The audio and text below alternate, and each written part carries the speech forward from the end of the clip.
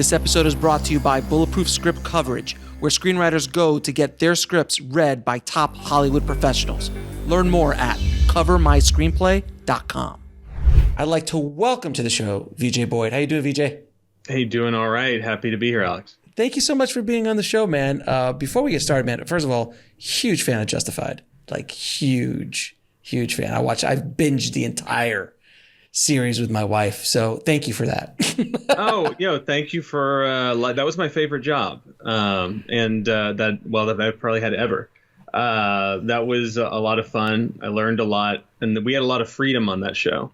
We didn't when we would break an episode, it wasn't super tight. We kind of knew the basics of what was going to happen. So then when I went away to write it, I got to put in all my fun little idiosyncrasies, and we had a lot of fun with that show. Yes, cool. So we'll do a little deeper dive into that. But first, how did you get started in this ridiculous business? Okay. So, when I was a kid, when I was 11, I got interested in writing just as a hobby. And although, anyone, like as they're a kid or a teenager, like anyone else who's interested in it, I certainly had dreams of, I could do this for a living, and would daydream about that. But I didn't think that was really within my reach. It was one of those things where, maybe like I might win the lottery.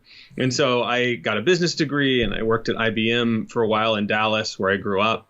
I started going to grad school because I wasn't super happy working at IBM. It's a fine place to work.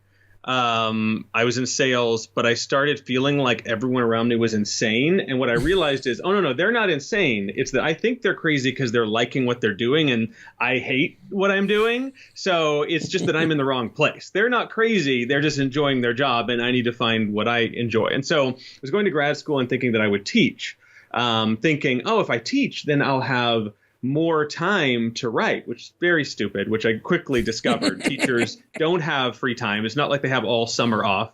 And so I then transitioned to, I'll get my master's in literature and then maybe my PhD, and I'll teach at college, because then, it's adults. I don't have to worry about the responsibility of taking care of teenagers. And then I realized that, adjunct professors barely make a living wage, and no one really gets tenure anymore. So I'm still going to have a second job, and I still won't have time to write. And I had a professor at grad school, Tony Daniel, who's a novelist and an editor at Baen Books.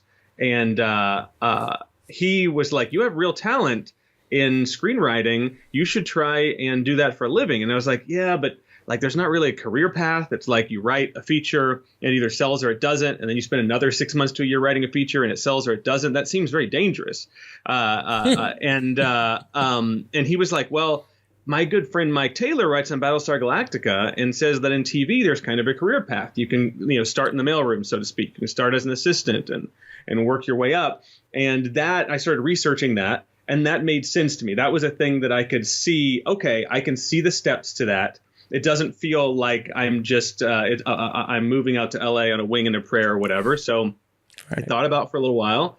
And honestly, it was less than a year after Tony recommended I should just pursue it that I quit my job at IBM, had to sell the BMW, and because I was going to end up working for minimum wage in LA, and I needed all that money. I cashed out my pension. My wife cashed out her pension. Wow. So kudos to her for being willing to do all that. So we used that savings, moved to LA in 2008. It was right when the writer's strike was ending, which was good timing because unfortunately so many assistants at that time had to leave LA because there were no jobs because of the writer's strike. And so I came in right when the writer's strike was ending, and I started cold calling looking for assistant jobs because I was like, hey, I've got this savings. I'll start at the bottom. And so I would look in the trades, and it's like when a show would get picked up, I would find the number for the production company and call them and be like, hey, can I send my resume? I'm looking for an assistant job. And one of these times, the show The Beast, which was Patrick Swayze's last thing before he passed, right. that had just gotten picked up to series. And so I called the number in, if anyone remembers, the Hollywood Creative Directory, because this was before everything was just this was before IMDb Pro and stuff. And so a guy answered, hello. And I was like, yeah, is this the Beast, the writer's room for the Beast? And it was just the cell phone of one of the producers. And it was actually, I should say, it's this guy, Stephen Pearl, who's become a friend of mine. And I actually last week visited in New Orleans, and he showed me around. I'd never been to New Orleans. But anyway, so Stephen was like, no, this is my cell phone. I said, hey, I'm looking for an assistant job. Is your writer's room starting up? And he's like, I don't know. I'll call you back. And he actually did call me back. And was like, yeah, we are starting up next week. We don't have any assistants. Come interview. And I went and interviewed with the job. I interviewed with Vincent Angel, who was one of the creators. And you've also seen his stuff. He's an actor. He always plays the other man in Californication. He was like banging Duchovny's wife. But great guy, Vincent. So he interviewed me and hired me as the lowest level assistant, the writer's PA. So there's normally 3 tiers of assistant. I was the lowest one. And I was super lucky, honestly, that everyone in that writer's office was such a weirdo, because I was coming from a different world, like a corporate world. I'd never worked in show business. I just moved to LA. Right. Like there were it's a different culture. Sure. And so I just didn't quite, I definitely made some missteps and everything. But the fact that so many of like my bosses and the other writers were honestly such weirdos, one of the weirdest writers offices I've been in, that I just fell through the cracks and was like, that's another weirdo. So it was a perfect spot for me. They were all super cool and read my stuff. Then when that show ended, I was out of work for like a year, and the cold calling thing wasn't working. And I was like, man, did I just get lucky? And I'm not going to am I going to have to like start working on set, which is another way of going, right? You can work as a set PA and then, network with the writers for the show and try to get in the writer's office. And I wasn't ready to give up. I wasn't giving up. But then this guy, Keith Schreier, who I'd met on The Beast, he was one of the other assistants. He, out of nowhere, I hadn't even asked him. He was like, hey, I found out that like Vince Gilligan is looking for assistants for this show Breaking Bad. And also Graham Yost is looking for assistants for this show called Lawman, which was what Justified was first called. And I was like, yes, please send my resume. And Keith not only sent my resume around, he actually made my resume look better. He's like, hey, can you send me the Word version? Because I think you need to format it better. So I ended up getting interview with Graham Yost to be his assistant. And I thought the interview went pretty well. And then he called me a week later and was like, hey, man, so I decided to hire this other friend of mine. Tom Hanks' assistant wants to transition into like the writing world. So she's going to be my assistant. I'm sorry, but we do have this writer's PA job. It's the lowest level job. I know you already did that. And I was like, yes, I'll do it. Yes, please. Right. And at that point, by the way, I had never read Elmore Leonard before. I knew who Elmore Leonard was, but I mostly honestly knew who Elmore Leonard was because Quentin Tarantino talks about Elmore Leonard all the time. Right. And so I was like, okay, so I read like the short story that Justified was based on, and the other 2 books Raylan Givens is in, because I was like, I know I'm the assistant, but I was like, what if they like ask for pitches? Because like sometimes someone will ask the assistant what they think, and I want to be ready anyway. So I ended up writer's PA on that first season. Going into second season, I was Justified was on hiatus. I was working as the writer's assistant on Falling Skies, which Graham was also running at that time, season 1. And while I was there, I was about to have my first kid. So I was about to be in a position where if I don't get staff, then I'm going to be staying home with the kids because my wife has a real job at an insurance company. So I'm going to be like holding the kid and writing my next like spec here. Graham found out season 2 of Justified was coming, and I was thinking, okay, maybe if I can somehow move from writer's PA to writer's assistant, then I'll get a freelance script, right? Like, and then maybe the next season I can be a staff writer, right? I'm thinking that. So Graham offers all the writers their jobs back, and one of the writers, the lowest level writer, staff writer, chose not to come back. So there's one spot open. And Graham was like, Graham hates like having to, which I understand having done it now a few times, having to interview like 20, 30 people and turn a bunch of people down. And so he was like, he had read a couple of my scripts and he was like, do you want the job? And I was like, yes. I mean, obviously I want the job. So I was able to like jump over those extra 2 years that you often have to do of being the in-room assistant and then and then getting a freelance, and then finally getting staff writer. So I went right from writer's PA to staff writer, and very, very lucky. But I always say that I was prepared for the opportunity, because like when Graham said he'd read my stuff, I had a lot of quality pilots that I felt comfortable giving him, and I should also add, I always think this is funny. I gave him 2 scripts, and one of them was a crime procedural, and I was like, this is the one he's going to like. And I was like, I'll throw this sci-fi one in as well, because like a sci-fi script for Justified, that makes sense, right? But the crime procedural he didn't like, and he ended up, I found out this later, he gave the sci-fi script to his assistant and was like, yeah, tell me if I should even read this. And she was like, I really like this. You should read it. And he read it and really liked it. And if she had said something different, or if I'd only given the crime procedural, I wouldn't have gotten that job. Like hopefully something would happen eventually, but getting on Justified, which ended up being a really well-respected show, and was a great show to learn. I mean, that was, and it kept coming back, huge for my career. Instead of keeping on, what happens to so many people, you're on a show and it gets canceled. So you have to go on a new show and it gets canceled. And so it makes it hard to move up, and it hurts your resume. So right. And what I personally, I discovered Justified during the pandemic, and I just binged the entire series. Oh wow. So that would be a very interesting way to watch it. Like honestly, I have not watched the whole series since I left the show. Yeah. I want to do that and see, because it must be such an odd experience, because for us, we're making it over the course of 6 years, right? Of course.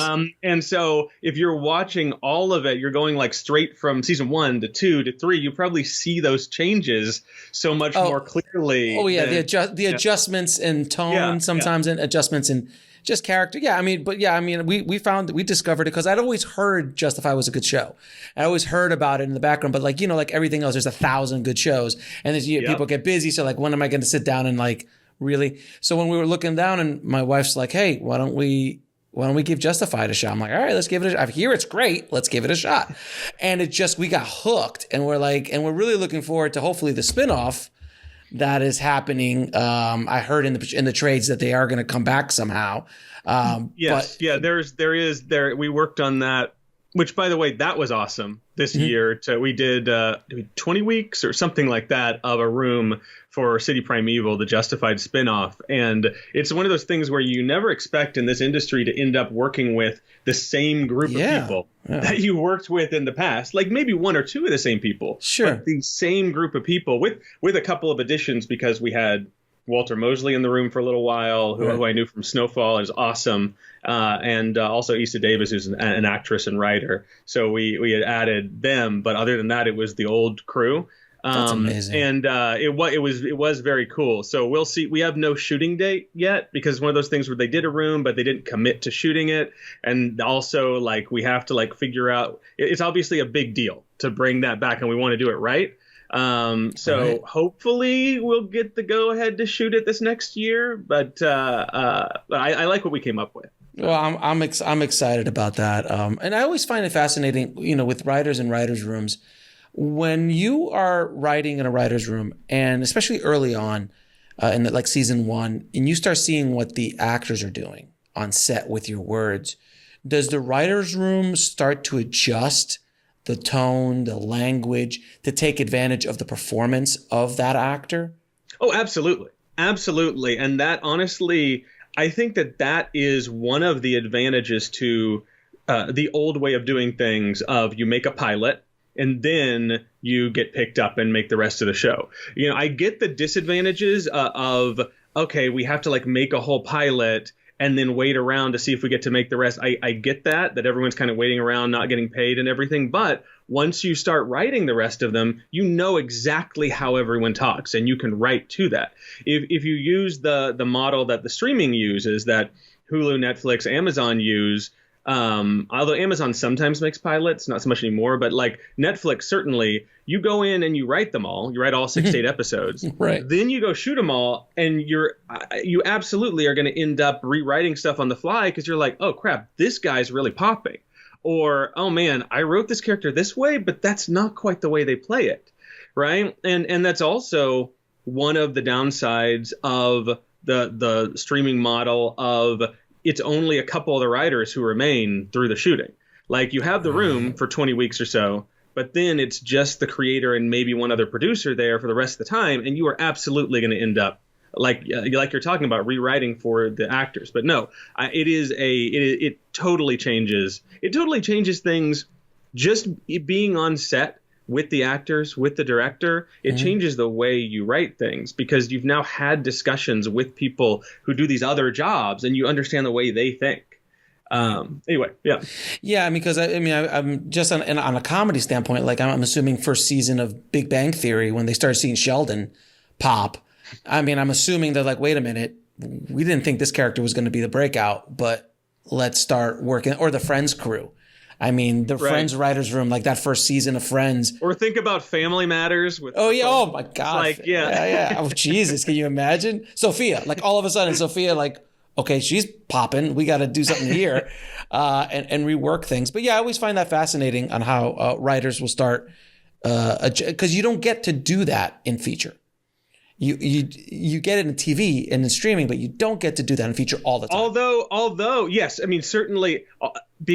I would say, though, that the way big features are now, they do so many reshoots that I'm sure I'm not as familiar with it, but I'm sure that sort of thing happens where they'll watch a screening and be like, crap, like that character, write a subplot for that character and reshoot that, and we'll delay the release for a couple of months or something. I'm sure that sort of thing happens. Not so much with like indie film, but if you have the money or time to reshoot, like I know people who were producers on the new James Bond movie. And when they were shooting that, like they were already shooting, obviously huge production, right? Huge. They were already shooting it. The script was not finished. Like they had like 250 pages of script and were just shooting the scenes they knew were going to stay while what's her name from Fleabag and was like whittling it down to what it was going to be, So wow. Even with the big movies, things change on the fly. Yeah, absolutely. No question. Now, I always find it fascinating as well how writers in a writer's room break a story. So can you kind of go through the process, at least in your experience, how you approach, as a showrunner, but also as a writer in the writer's room? Let's take it back to Justify. First season, or the second season, you're in the writer's room now. How do you approach breaking a story, and what are you seeing around you?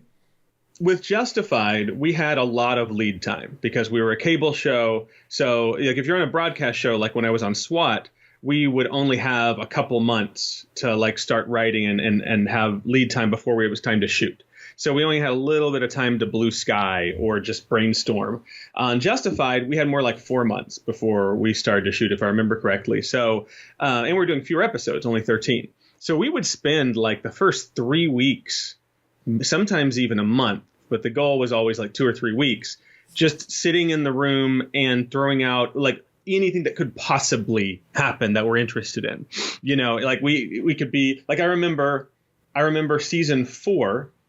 That was the season with Drew Whatsit in the bag that was hidden in the wall, and the guy who like crash landed in the teaser. Like, we talked for 2 or 3 days about a version of season 4 in which there was going to be a flashback story we were going to tell episode to episode about Raylan's dad and Boyd's dad doing crime back in the day. Like we started breaking that, and then we abandoned it after a couple of days because we realized people aren't tuning in to see these guest actors play their dads unless we're having Oliphant and Goggins play their dads, which wouldn't work for Goggins. He doesn't look a thing like MC Gainey.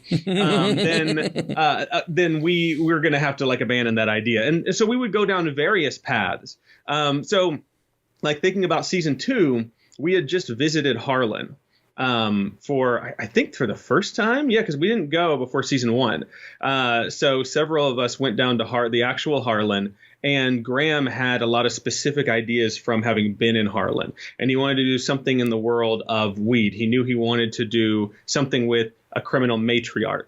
So we had those ideas that he had thrown out. And so then there's the 8 of us or however many there were that season. And we're pitching, okay, well, the matriarch could be like this. And I don't remember who pitched it, but it could be like, but it was like, okay, what if she had these sons that Raylan knew? Because that's the whole idea with Justified, right? Is he's going back to the place he's from. So running into people he knew or knew of or that know of him, that's a big part of the show.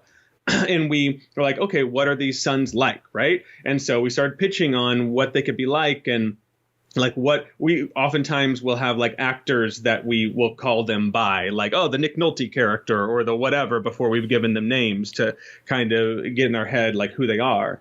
And like I remember season 2 of Justified, there was what was the oldest son's name? Because there was Coover and Dickey, and then the oldest son. Yeah, I can't remember, but because obviously Coover and Dickey kind of steal the show. But like, I pitched like he could be the sheriff, like he could be like a cop, like so that there's some color of law, so it's lawman against lawman, and that ended up sticking. So it's that sort of thing. And sometimes, again, we're always going down paths that we end up like, okay, that doesn't work.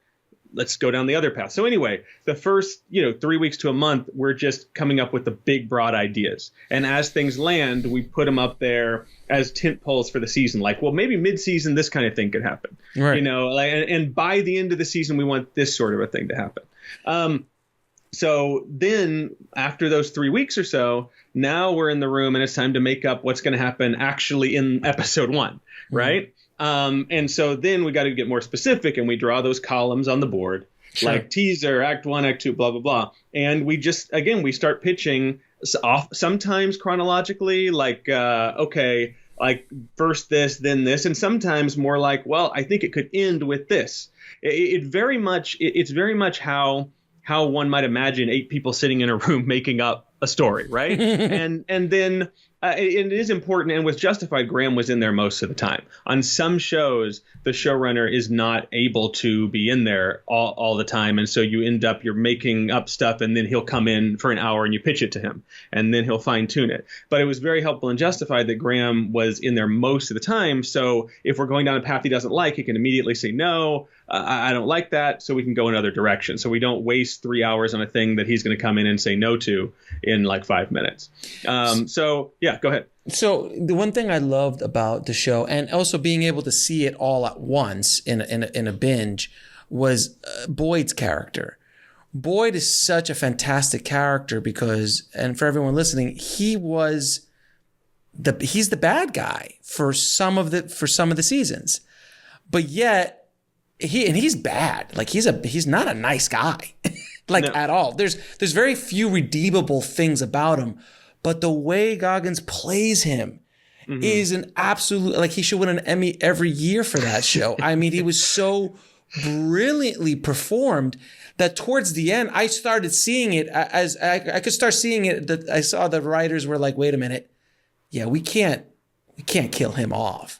Like people are going to get pissed if Boyd is gone. And I think there was a moment, I don't forget what season it was, where that kind of crossed over. Up until that point was the point of no return. Like, you know what? If we want to kill him off, we could still kill him off and we could keep moving forward.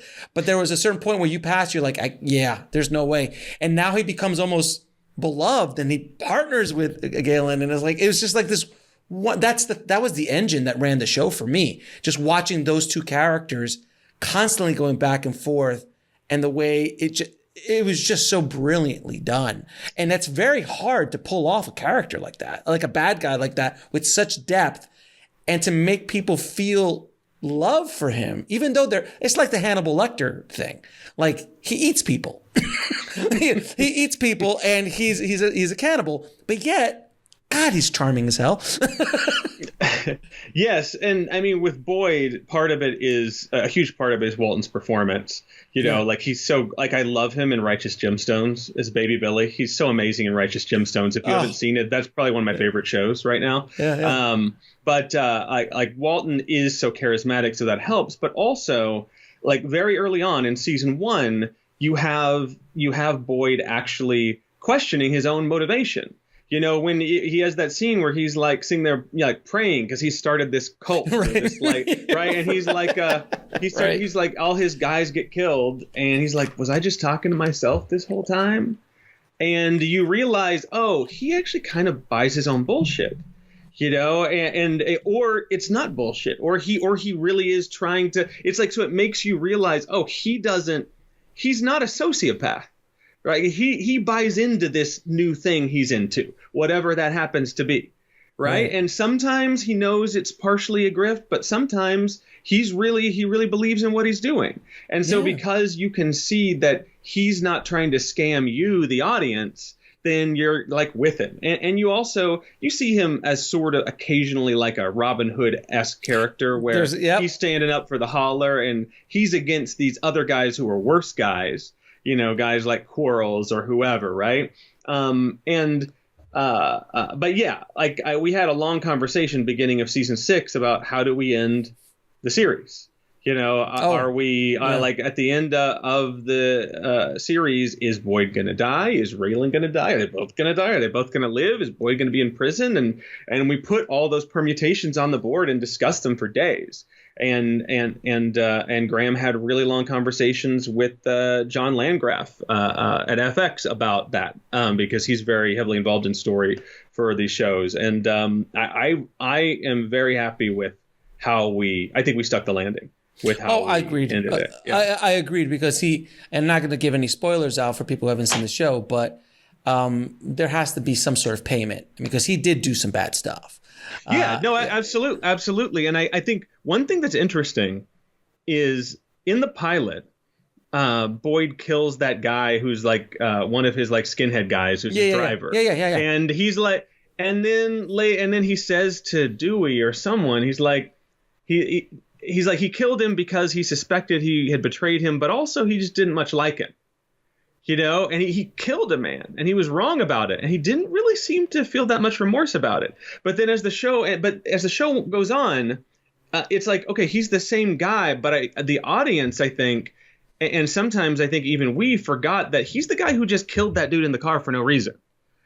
Like that's who he is. And we wanted to remind the audience and ourselves who he was. And that's why in the final season, he kills Shea Wiggum's character. In that truck when he may not have needed to. I mean, that's a callback to that pilot moment. Right. And what's interesting is in talking to some fans of the show, they felt like, oh, I like how you made Boyd really bad in the end so that we might think, oh, he's going to die. And it's like that is the same as the thing he did in the pilot. We didn't make him really bad. He's doing the same kind of thing. Just reminded right? people. Yes. So I don't know if we completely landed what we were trying to do because we weren't trying to do. We didn't want it to feel like this cheap. Now we'll make him really evil. We felt like this is totally in his character to do. He has to survive. Shea Wiggum, he doesn't know this guy. It's the same thing. No, so, and Boyd's character, I agreed with you. He was even towards the end. He was who he was. Like he didn't change. There's just so many shades of him, and you forget that he is the guy who killed that guy for just no apparent reason. Again, I'll go back to Hannibal. Is like you forget that he ate people, and not until we start seeing him eat people do you go, true. oh, because at the beginning he's just like, oh, that's just a lovely man who happens to be behind bars, who's very eloquent. He's a little creepy, but generally we've only heard of the things he's done, but we haven't seen it. And then when you see it, you're just like, oh, he's a cannibal. What does that say about me that I like him? And then at the end of Silence of the Lambs, what happens? You're like, I hope he eats that guy. Yes. That's brilliant, right? That's brilliant writing, brilliant performance. And anyone listening, if you want to study a character development through a series, Boyd is such a wonderful character to just study how you guys were able to. The nuance of Boyd's character was, again, like there's moments you're just like, God, man, I want him to die, and other moments you're like, God, I still like him. Like it was just, and again, because I binged it, I got the full. You're making me want to binge it now. I'm like, man, I need to like rewatch the show. It was a great experience being able to binge it all because we'd go 3, 4, 5 episodes a day. sometimes depending on the day of the pandemic. Right. So we just cook through seasons. And you just really get a taste of these characters. And that's why we fell in love with them. We're like, oh God, I hope the series, the spinoff goes. I hope so too. Now, when you're in a writer's room, especially now, what are some mistakes you see young writers make in the room? Oh, geez. Well, I'll say a couple of things. And one is not so much a mistake, but a thing that I think young writers should keep in mind. That, listen, when I got my first actual writing job, staff writer on season 2 of Justified, I'd been in the room, many times before, subbing for the writer's assistant, just sitting in if I didn't have PA duties to do. Then I was the in-room assistant on Falling Skies. Like, I'd seen people pitch and all this stuff. And I was like, okay, I'm prepared to pitch stuff and then have it rejected. I'll be fine. But when you finally are the lowest level person and you pitch a thing and everyone's like, nah, I don't think so, and everyone just clearly hates it, it's like, oh, it makes you feel like everyone thinks I'm an idiot. I'm not going to pitch the rest of the day. I suck. And it's like, you have to be, no matter how prepared you think you are, you're not. And you got to have that sports mentality of like a cornerback who got beat for a touchdown. Forget it. Move on. No one's staring at you. If they are, they're a bad person. Like, no, it's like that they're moving on to the next story idea. You move on to the next story idea. I would say another thing, that a mistake that I made, and this may just because of the way I think or whatever, I kept early on pitching things and they wouldn't land. And then 45 minutes later, someone would pitch basically the exact same thing and it would land. And I was like, what am I doing wrong? I pitched that 45 minutes ago. And what I realized is, when you're pitching a thing, people, and this may seem obvious, but it's not when you're in this room of 8 people throwing out ideas. When you say, oh, they need to find the guy in the barn, that's where the guy's hiding. You need to talk everyone through your thought process, how you got there. Because you've had this whole process, you're just blurting out, they should find him in the barn. And they're like, no, I don't think so. But then as they do that same thought process, they come to that same conclusion. So you need to talk through and say, I was thinking, based on what, Taylor said, since he's this kind of a guy and he did this last episode, I think he should be hiding in the barn. You got to talk people through that. And that's not an obvious thing because you already have those thoughts. So you got to talk people through how you got there. And the other thing that I have seen, and like my brother's a TV writer also, and he's talked about having seen it. He's been on more shows than me, actually, because all these streaming shows are so short, even though he started several years later. But is people in their first job or even second job, like the low level writers, not taking no for an answer when your boss says no, and it's like, yes, if you have an idea and whoever's in charge of the room then, whether it's the number 2 or whether it's the showrunner, says, I don't think so. If you are 100% certain that this is the best idea ever, maybe you say, well, maybe you say one more time, right? But you only get a couple of those. But if the boss says, no, we're really not going to do it, let it go. Let it go. You're not in charge. Like, I think a lot of people have this idea, and I've even heard even upper level writers say it, well, we're all going to come to something we all like. No, you're not. I don't care what anyone's saying. It is not best idea wins. It's the idea the showrunner likes wins, and so you can think whatever you want. It's like, best idea wins. No, like, keep pitching the best idea that will appeal to your showrunner. You are making your boss's show. You're not making what in your mind is the best version of the show. You have to figure out what is it that your boss wants out of this show. And that's something that I think that's another thing that isn't talked a lot about in the business is the politics of the writer's room, the politics of a show, and how to maneuver through that, because that's definitely not taught at film school. and just what you just said, that little bit of knowledge that's just like, look, it's not about, like, this is not a democracy. This is not a democracy. It is a dictatorship. It is a creative dictatorship, and it is the showrunner's job to run the show. So are there any little other kind of landmines that you as a writer, if you're lucky enough to get in those writer's room, or even as a PA or an assistant, to kind of avoid in the political scheme of a writer's room or of a show? I think I would. So this is a really tough one, and I don't know what the solution is, but one to have in mind is, because remember I said that the showrunner a lot of times isn't in the room, depending on the show. Right. You know, they're in the room some, but they have other things to do. They've got like 2-hour calls with an actor who has issues with a script. They have to be in post. They have to maybe be on set, etc. So oftentimes it's the number 2 who's in charge in the room, maybe the number 3 if the number 2 is rewriting people. And what you don't want to do is, let's say it's the number 2 or number 3 in charge in the room, and you pitch a thing or have an idea that you know the showrunner would like, but you're told no by the number 2.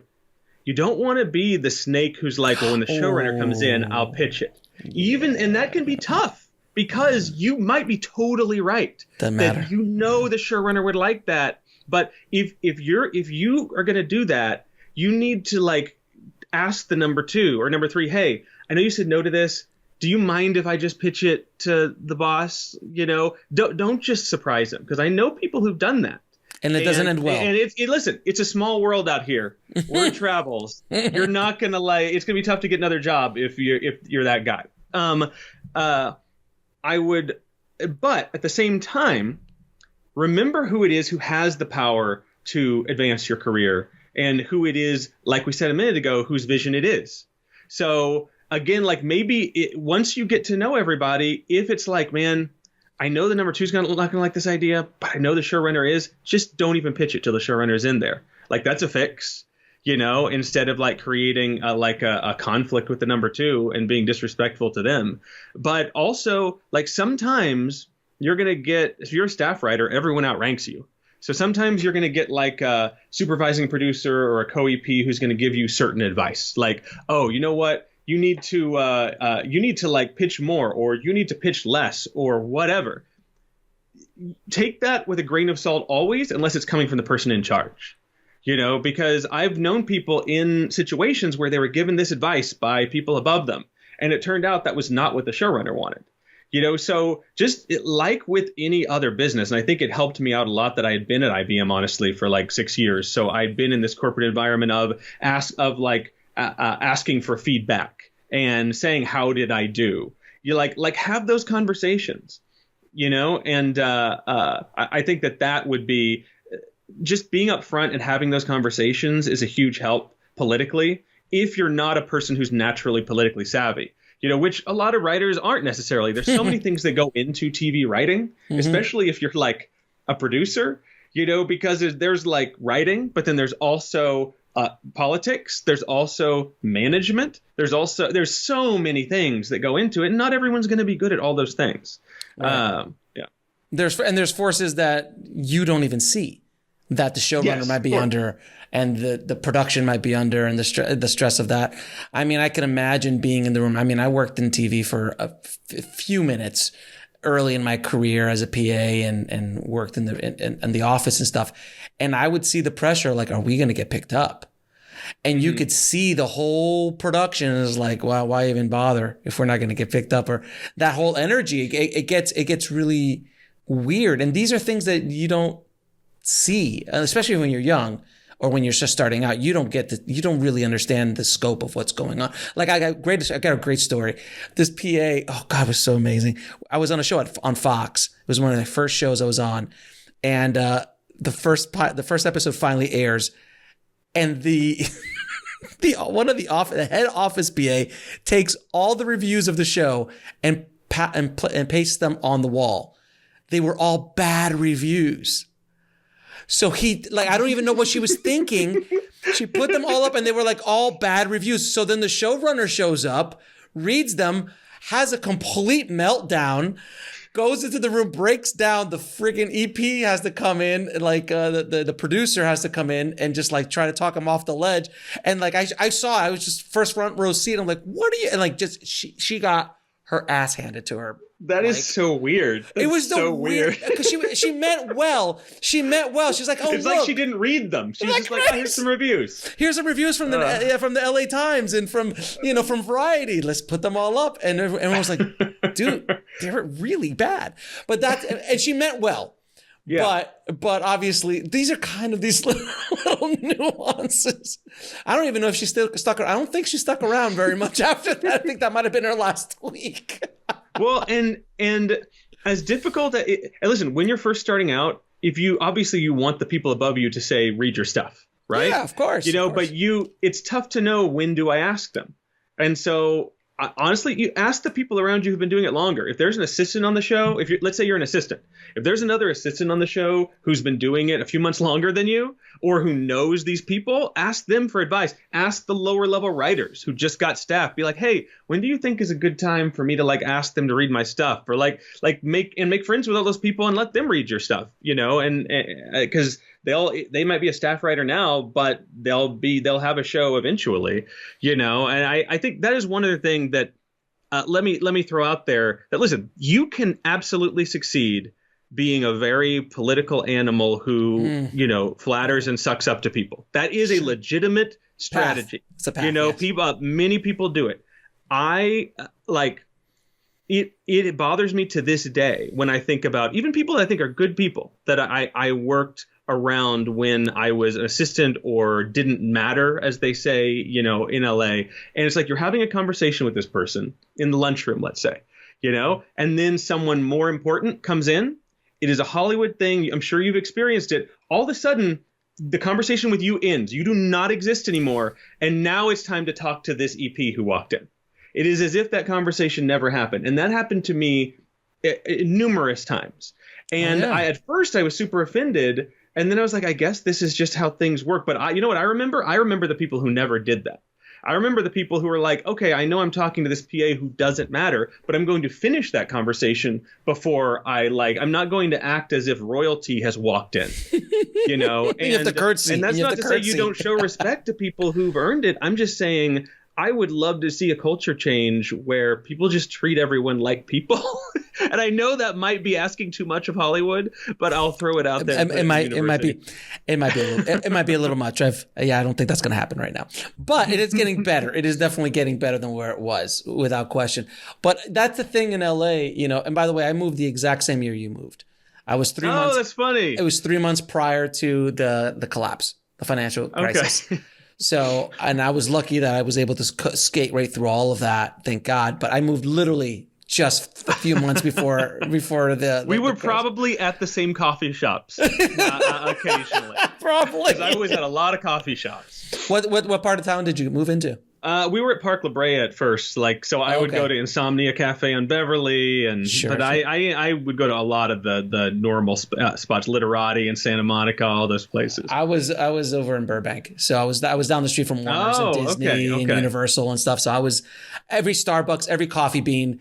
That was the one thing. I don't know if you got the same experience. The second I kept going to all these coffee shops, and all I would see is laptops with Final Draft. Everywhere. That is LA for you. And it depends on the day whether I like it or hate it. Right. It was just such a culture shock from coming from the East Coast when I moved. Now you also worked on S.W.A.T, which is completely very, very different than Justified, because this is a procedural. Now I always wanted to find out from you, when I watch procedurals, and I've watched a lot, I was a big fan of Bones, and I would watch, and that was another one we binged during the thing. So I saw 13 seasons. That's a lot of binging. It was with a lot about Bones now, Bones in general. I know way more than I should about Bones, but that was that was a good 3 months of just what are we watching tonight? Bones it is. So but I always liked watching procedurals because there is an overarching arc of the characters. There's an overarching arc of the plot of the show, of the season, but they keep sticking in weekly, the weekly murder, the weekly this, the case of the week, the case of the week. So how do you balance that in the writer's room? Yeah, so with procedurals, before I had worked on one, I definitely, there was a little bit of an elitist vibe among those people like myself who were working on prestige cable of procedurals. Right. And but then once I worked on one, I was like, oh my God, this is so difficult. it is a whole other skill. It's not like before I was working on one, I was like, oh, case of the week, sure. How easy is that? You don't have to balance all this stuff. No, it is so difficult to keep getting those fun character beats in there, because people aren't watching it just for the mystery. It's not like they want robots solving the mystery. They want these fun characters that they care about, solving the mystery, and for it to have ramifications on who the character is, and fitting that in along with an entire plot in the 42 minutes or whatever we have, because you still have to have that beginning, middle, and end of a mystery, of a case of the week. You got to have a client. You got the person that we're saving, or like we're solving their mystery or whatever. And so that's a guest character who has to have an arc. And you've got to have like little B stories, relationship stories. And as you said, you've got to serve like maybe one or two beats of the overarching season-long arc for Hondo in the case of S.W.A.T. And I would just say, like, it's a huge challenge. It took me like half the first season of S.W.A.T. to really get a grip on it. Like, fortunately, there were a lot of people on that show who understood procedurals and could help me through that. But a big part of it that was helpful for me is the way that Sean Ryan breaks TV, which is that he does not break sequentially. Like when you're putting up the teaser, act 1, act 2, whatever, he doesn't do that first. The first thing we do is figure out, okay, what's the A story? What's the mystery this episode? And we just break that in a single line. Forget acts. It's like, what are every single scene of the A story? Now, what's the B story? What's the relationship story? Or who's our character who's learning something this episode? Like Luca is learning that do we want to do a story where Luca learns that he actually doesn't want to be in a leadership position, that it's just pride that makes him want to do that. He really is happy being like the wingman, right? Then, okay, we're going to break that story out separately on the board. It's like separately of everything, no acts or anything. Here are the scenes of that. And then is there a C story that's the overall Hondo arc? Like, okay, Hondo has taken on his friend's son as Daryl. He's taking care of him while his friend is in prison. So we want like a couple beats of that. How are we moving along the story? And we write those out. And that is a huge help, because there's so many things going on in a procedural that if you break it sequentially, you really lose track of like, okay, well, what storyline are we in? And it's so helpful to me to break them separately. So like if I were doing a procedural pilot now, that's how I would break it, is do the storyline separately, then weave them together. And what you often find is, this B story beat for Luca, where he's learning about leadership, that can combine with this A story mystery beat. He can learn this thing about leadership as part of this mystery beat, right? And if you watch The Shield, which isn't technically procedural, but it always has some case of the week, whether it's Dutch and Claudette might have a case, or Danny and I can't remember the cop she's partnered with have a case. There's always some storyline that ends. You can see the way, or I can, having worked for Sean, you can see how Sean breaks things in that show, because you see the B story and C story and A story aligning, and you can imagine in your head how he broke them separately and then they combined. No, like as you're explaining all this, my head hurts. It's just so many. So I didn't make it easier by explaining. No, it's because it was wonderful. But like just thinking about, you're absolutely like, you walk it, like if it was me walking into a writer's room, like, oh, it's procedural. It's procedural. One a week, it's on. We do a couple things. But then you start thinking about all the characters have to have their own arcs. They have to have their own beats inside of each one. And then you've got to work in a beat for the main character, and then how those represent. Like there's so many characters, so many story beats, and then throw in the murder of the week or case of the week. Right. And then interact those with the beats that you need to hit for everybody and for the season. Like my head wants to explode. Like it's insane. It's like that seems so much more difficult than Justified, where it is not a procedural, which is like a story arc through the whole thing. Right, and obviously, like especially season 1, it played out more like a procedural early on season 1. Right. And in Justified, the first half of every season and maybe beyond would always have like some close-ended story. But the close-ended story took up, like in S.W.A.T, that close-ended story is 60 to 75% of the episode. In Justified, it was more like 25 to 50% of the episode, right? But that was part of how Graham wanted to break it. And I think I love that, because it's very important to me in a TV show that each episode has its own its own thing. It has a character to it. Like what I would always say in Justified is, okay, this is the one where blank. Is this when people are talking about the show, what are they going to say this one's about? Like there are some shows like Damages is one of the most famously, where it's just a serial. It's just 20 episodes or 13 episodes that they're just like cutting the story at certain spots, but to me, and I think honestly, that's one of the things that I think people love about Succession is so many prestige shows are so serialized where it's like you can't even remember what episode things happened, even if you like it. In Succession, it's like, oh no, this is the one at the retreat. This is the one. This is the one at this, like, because I mean they're shooting at all different locations. Like each episode has its own character, and I like it's like, oh, that's the one where blank. That's the one where blank. I think that's very important, and a thing that's in streaming can get lost. I mean, one of the reasons people love Squid Game. This is the one with this game. This is the one with this game. Right. Well, I mean, first of all, Succession's on the list. Haven't seen it yet, so I'm now going to binge it. Now it is literally on that and Ted Lasso.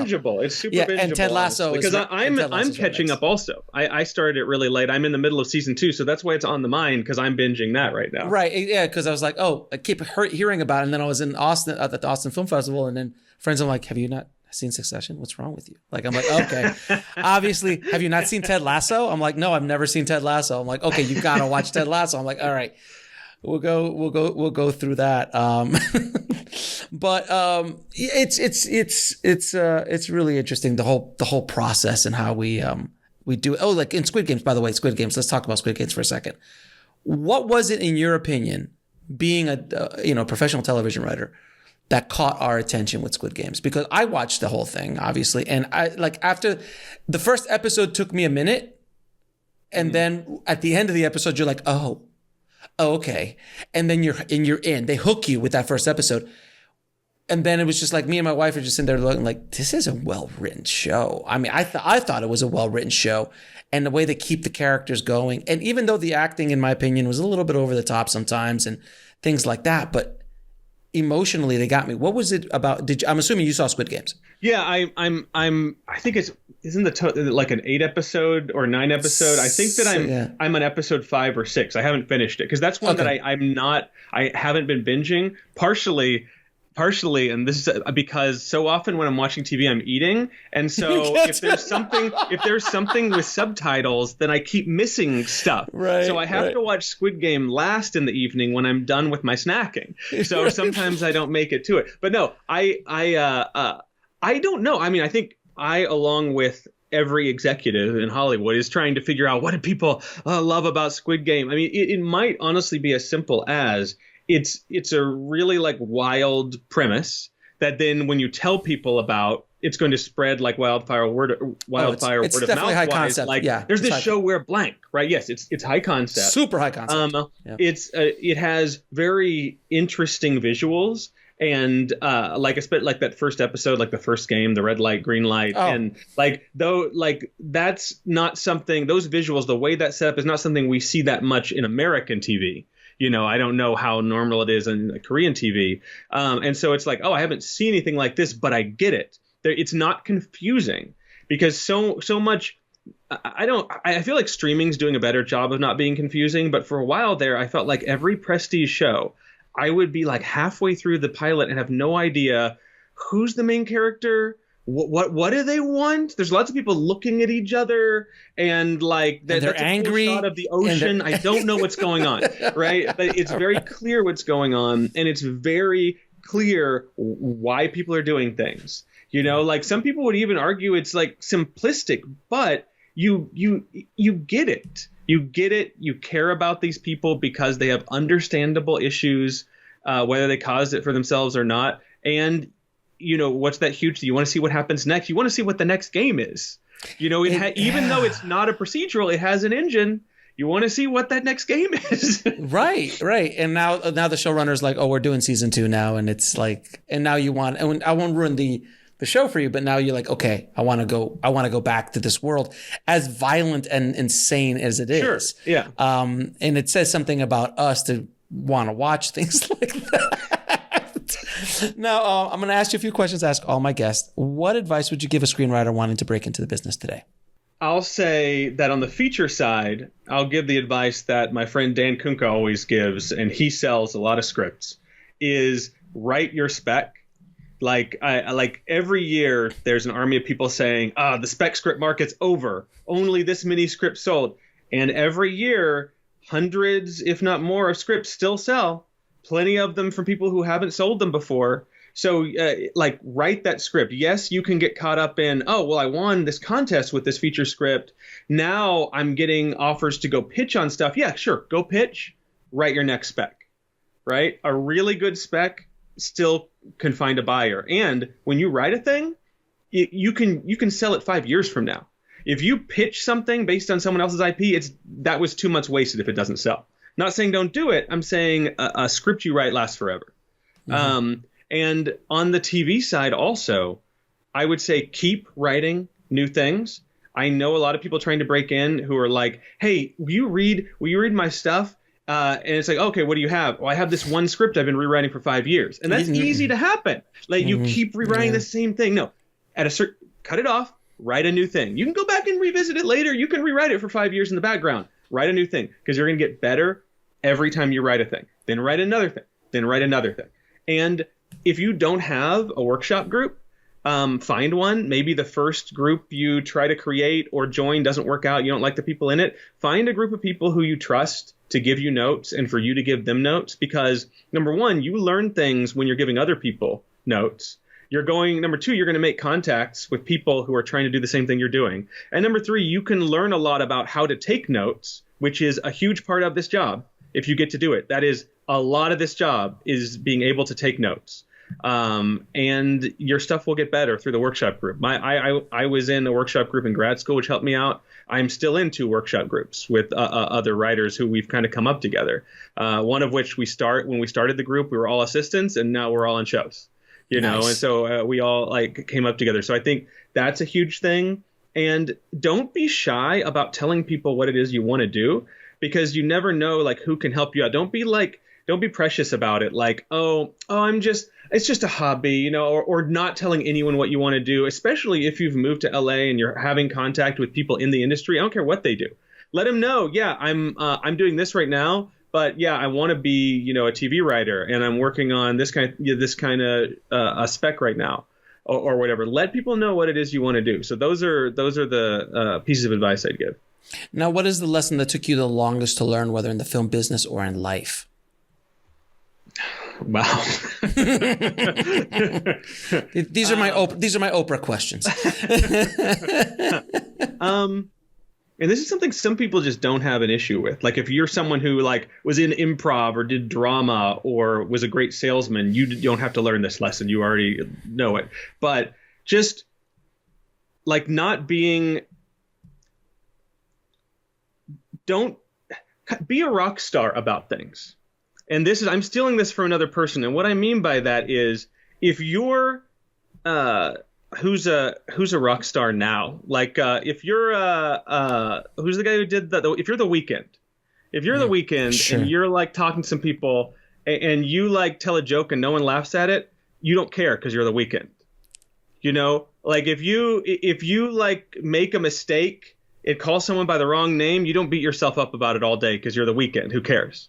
And if you're not afraid to go talk to a stranger, you're not afraid to, be honest about what you think about something, or be upfront because you're The Weeknd. Act like you're The Weeknd. It's because you're the only one who's sitting around beating yourself up about that thing you said earlier, and it's I won't talk I just won't talk to groups of people anymore. I had to learn that networking is not a dirty word. Because right. It's no, you're just, networking is meeting and talking to people about something you both enjoy and love. Like, don't be afraid to like break into that group of people if you're at Austin Film Festival or whatever. Like, what is the worst that can happen? It's not the Squid Games. It's not the Squid Games. Yes, that's right. That is the thing that I still have to remind myself of. Like, all your regrets are going to be when you were too shy and didn't speak up. So be the Weeknd. And all, just be the Weeknd. It's just the best advice you can. You just be the Weeknd. And 3 television pilots that every writer should read. Oh wow. Pilots that people should read, not watch. Well, I mean, Breaking Bad. Yeah. Probably everyone's already read that. What's these? I'm trying to do it where they're not all from the same era, but I think Mad Men is one, because that's an example of what did Matt Weiner wrote that like a decade before they ended up making it, something like that. I know he made some changes, but I would say Mad Men is one. That's also one of my favorite shows. What's another good one? Oh, you know what? Read the Justified pilot. That is that's a really good pilot that, from my understanding, Graham got very few notes on. So what you're reading is almost, I mean, it's never your first draft, but as close to like a first draft of a pilot. Like I think he got basically one big note, and then he added a scene at the end. But apart from that, it's and apart from talking about reshoots, famously, Walton Goggins' character died when they shot that pilot. In the pilot, Boyd died. He tested so well. This is one time when testing actually worked out.